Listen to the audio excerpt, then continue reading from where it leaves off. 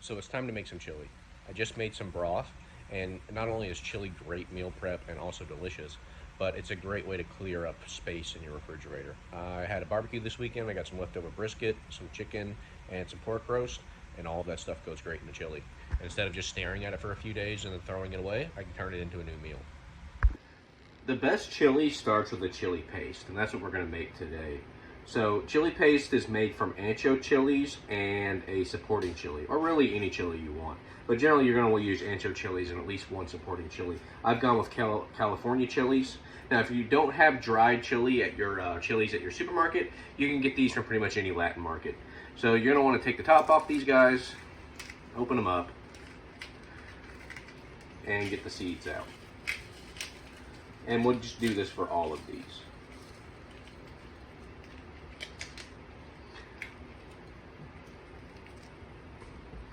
Alright, so we got those broken apart. There's some seeds in there a little bit, that's fine. Now the next thing we're going to do is toast these over a medium heat. Now, California and ancho chilies are not spicy, but this room is going to get very spicy very quick when these go in. So I have my windows open right now. I got my sliding door open. I would suggest you do the same. And we're gonna toast them up. Make sure you don't burn them. And just get ready to cough a little bit. This is optional though. You could skip this step if you wanted to. Now once they've started to smoke a little bit like mine have here, they are ready to go. So now we're ready to make our chili paste. So into a food processor or a high-powered blender go our chilies. Then we're just gonna pour in our chicken broth. I have about 4 cups here. Probably not gonna need that much.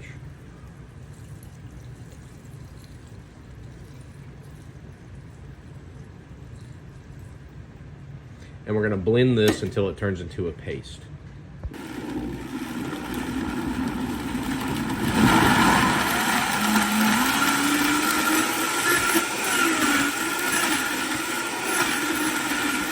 And that is the consistency you are looking for with your chili paste. That's perfect. So do beans go in chili? Well, I'm going to settle this debate right now. Do you want them to? Right? The whole point of chili was using what you had when you were making it. Do you have beans? Do you want beans to go in chili? Then beans go in chili.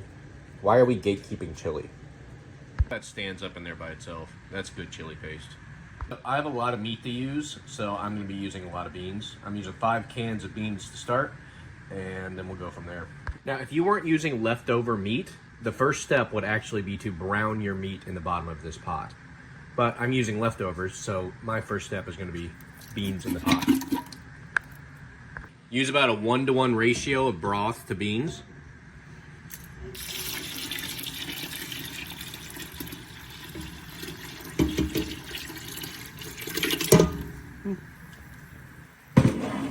In goes our chili paste.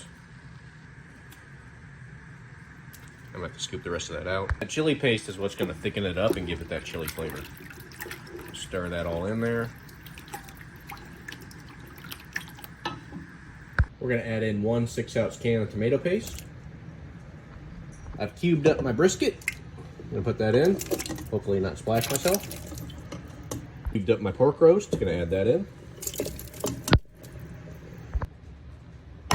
Got 2 onions in the pot. Brown sugar to taste. 6 cloves of garlic. And of course, salt and pepper to taste. Now, navigating the issue of spice in chili, the best way to do this is just put a little bit of broth in the bottom of your blender. And if you want like a little bit of spice, throw in a couple jalapenos and blend that up. If you want a lot of spice, maybe throw in a habanero, right? I'm gonna use 6 habaneros and a Carolina Reaper. And we'll just dump that right in. Spicy goodness. So we brought this up to a simmer. Now we're gonna put it in a 350-degree oven, slightly uncovered for about 2 to 3 hours. We don't wanna cook this all the way on the stove because if we do that, the bottom is gonna burn. Chili thickens as it cooks, and the bottom will burn if you're not constantly stirring it. I don't want to constantly stir it, so I'm going to put it in the oven, slightly uncovered. It's 3 hours later. Our house smells delicious. Our chili's done. All the meat is nice and tender. So now we need to taste it for seasoning and make any adjustments that we need to make. Actually hit this right on the money the first time. Didn't need to add anything. I'm going to throw some corn in there because I like corn in my chili. Stir that up.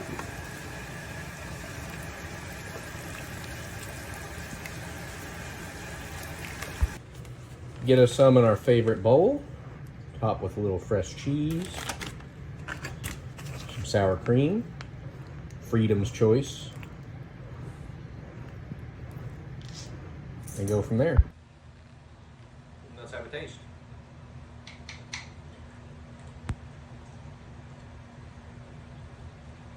So it's sweet, spicy. The meat is extremely tender for being baked for 3 hours. You know, it's everything you want in a chili. I'm really liking it. So give it a shot and